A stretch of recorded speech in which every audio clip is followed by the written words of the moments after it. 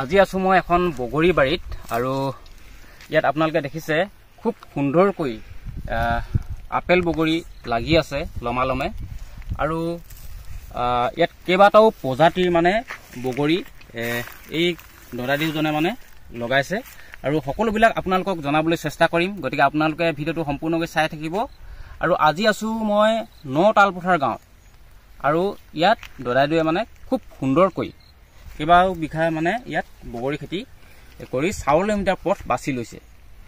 গতিকে সবিশেষ এই দদাদিওৰ পৰা জানিম কিমান জোপা বগৰী ৰোপণ কৰিছিল প্ৰথম অৱস্থাত আৰু আমাৰ এই অঞ্চলসমূহত কেনেকুৱা ধৰণে ফলটো দিয়ে মানে পোৱা যায় আৰু মাটিৰ গুণাগুণটো কেনেকুৱা হোৱা উচিত সকলোবিলাক দদাদিওৰ পৰা জানিম। প্ৰথমে দদাদিওক আমাৰ চেনেললৈ স্বাগতম জনাইছোঁ। নমস্কাৰ। হয়, নবীন নেওগ। ইয়াৰ পিছতে আপুনি মানে মুঠ কেইজোপামান প্ৰথম অৱস্থাত লগাইছিল? মই প্ৰথম অৱস্থাত মই 108 জোপা আছিলে যোৱা বছৰ। তাৰপৰা এইবছৰ মই অন্ততঃ 100মান পুলি লগাইছোঁ।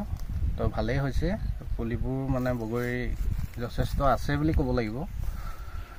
আৰু প্ৰথম বছৰটো ইমান ডবলকৈও নালাগে বাৰু, কিন্তু ছেকেণ্ড বছৰৰ পৰা এনেকুৱাকৈ দেখিছে আপোনালোকে এইবিলাক মুঠতে দ্বিতীয় বছৰৰ পৰা মানে এনেকুৱাকৈ লাগিব। দ্বিতীয় বছৰ মোৰ তৃতীয় বছৰ হৈছে, মানে 3 বছৰ হৈছে। মুঠতে এতিয়া আপোনালোকে এইখিনি যিখিনি বগৰী দেখিছে মানে 3 বছৰীয়া বগৰী বুলি ক'ব লাগিব। মানে 3 বছৰ হ'ল মানে গছখিনি মুঠতে, আৰু সঁচাকৈ খুব সুন্দৰকৈ লাগিছে। আৰু এটা কথা সুধিব বিচাৰো, এজোপা বগৰীৰ পৰা আন এজোপা বগৰীলৈ দূৰত্বটো কিমান হ'লে মানে ভাল? এইটো মইতো এনে মোবাইলত যিমতে পাইছিলো মুঠতে 8x12কে ৰুব কৈছিলে, কিন্তু মোবাইলৰ কথাটো মই নেমানি মই নিজে এটা চিন্তা চৰ্চা কৰি মানে 15x13 মানে আপুনি ইউটিউবত চাইছিলে মোবাইলত? হয়, 15x13কে দিলো। হ'লেও মই এতিয়া মানে বগৰী ছিঙিবলৈ মোৰ অসুবিধা হৈছে, মানে ঘন হৈছে। আৰু কেতিয়াবা এতিয়া এইজোপাৰ পৰা এইজোপালৈ 15 ফুট আছে, ইয়াৰ পৰা সেয়ালৈ 13 ফুট আছে। অথচ মই 15 ৰাস্তাটোতো মই যাব পৰা নাই। এতিয়া দেখিছে আপোনালোকে তেনেকুৱা ডাল পাত আৰু আপোনালোকে ফলবিলাক দেখিছে খুব সুন্দৰকৈ লাগিছে লমালমে। এই প্ৰজাতিটোৰ নাম কি বাৰু? এইটো বল সুন্দৰী বুলি কয়। এইটো আপোনালোকে দেখিছে, এইটো হৈছে বল সুন্দৰী, মানে দেখিবলৈ অলপ গোল বলটোৰ নিচিনা, সেইকাৰণে নেকি বল সুন্দৰী? সেইটো কাৰণে নেকি, ময়ো ইমান ভালদৰে নাজানো বাৰু। হয়, কিন্তু আৰু কি কি প্ৰজাতি আছে আপোনাৰ ইয়াত?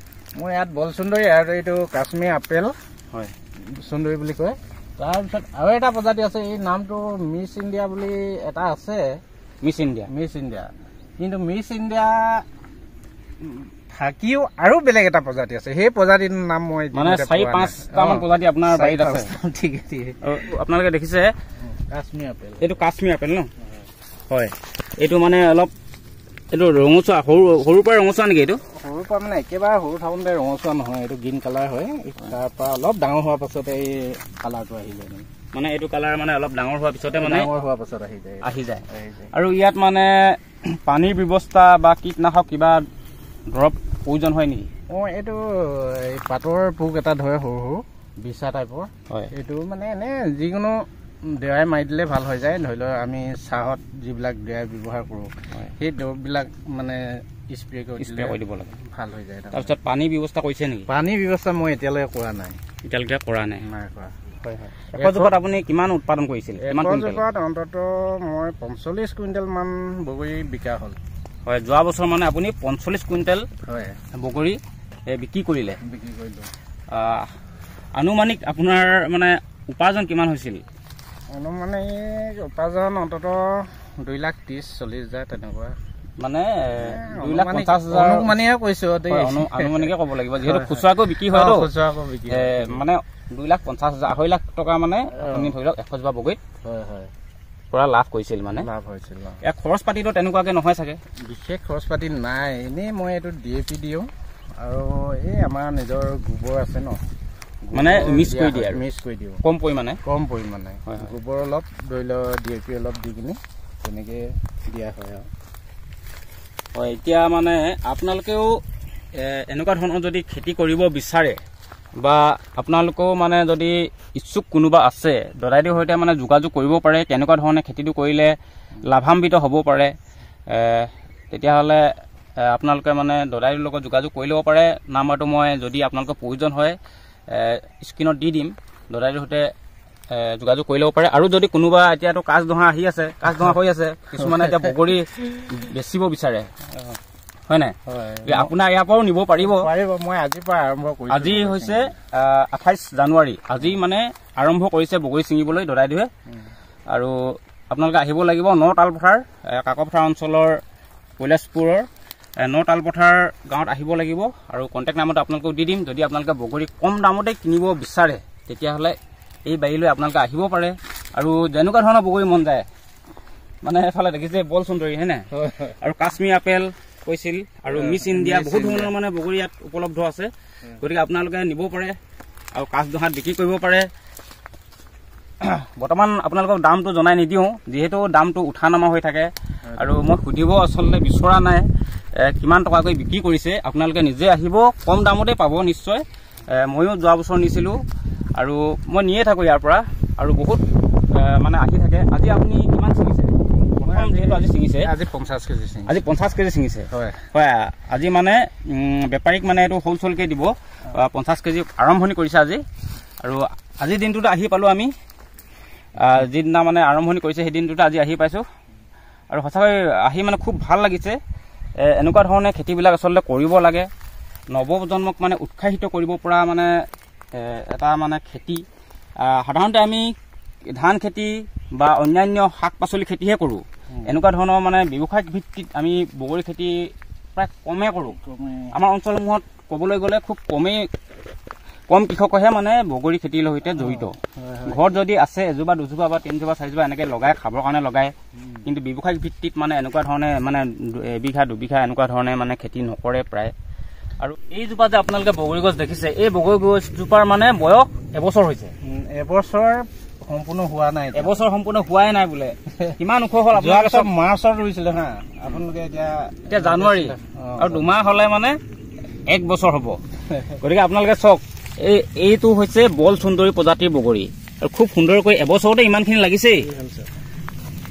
প্ৰায় মানে 7 ফুটমান হৈ যাব ওখটো, খুব সুন্দৰকৈ এবছৰতে লাগিছে। 2 বছৰ হ'লে মানে ইয়াতকৈ বেছিকৈ লাগিব, তেতিয়া মানে ইয়াত কলম কৰা হ'ব। কলম কৰি দিয়াৰ পিছত ইমান মানত মানে কলমটো মাৰি দিব। ইয়াৰ পিছতে মানে ডালবিলাক বেছিকৈ ওলাই যাব কলম কৰি দিয়াৰ পিছত। আৰু খুব মানে ভাল এটা ফল পাব, মানে বেছিকৈ ফল পাব ইয়াৰ পৰা। ৰাইজে যোৱা বছৰ মোৰ পৰা পুলি নিছিলে, হয়, বহুতেই নিছে। এতিয়া তেওঁলোকে কিমান ডাঙৰ কৰিব পাৰিলে আৰু তেওঁলোকে মানে বগৰী লগাব পাৰিলে নোৱাৰিলে সেইটো মই এতিয়ালৈকে গম পোৱা নাই। মানে আৰু এটা কথা, প্ৰতিপালনৰ ওপৰতো কথা আছে ইয়াত। কেৱল বগৰীজোপা ৰুই থলেই নহ'ব, ইয়াক মানে চোৱা চিতা কৰিব লাগিব, তেতিয়াহে ফল দিব। মানে যিকোনো এই গছ হওক চোৱা চিতা কৰিব লাগিব, তেতিয়াহে ফল দিব। আচলতে খুব সুন্দৰ হৈছে। আৰু এই মোৰ নতুন বাৰীখন আপোনালোকে দেখাই দিয়ক। এইখন হৈছে নতুন বাৰীখন, দদাইদেউৰ নতুন বাৰীখন। মানে সিফালে আগতে আপোনালোকে প্ৰথমে যিখিনি দেখালো সেইখিনি হৈছিল প্ৰথমে লগোৱা, আজি 2 বছৰ 3 বছৰ হৈ গৈছে। কিন্তু এইখিনি এতিয়া আপোনালোকে যিখিনি দেখিছে, কিছুমান বগৰী ছিঙি এটালে মাৰ্চ মাহত লগোৱা, মানে যোৱা বছৰ মাৰ্চ মাহত লগোৱা, অৰ্থাৎ মাৰ্চ মাহ 2024 চনৰ মাৰ্চ মাহত লগাইছিল। আৰু বৰ্তমান 1 বছৰ হোৱাগৈ নাই, 10 মাহ হৈছে।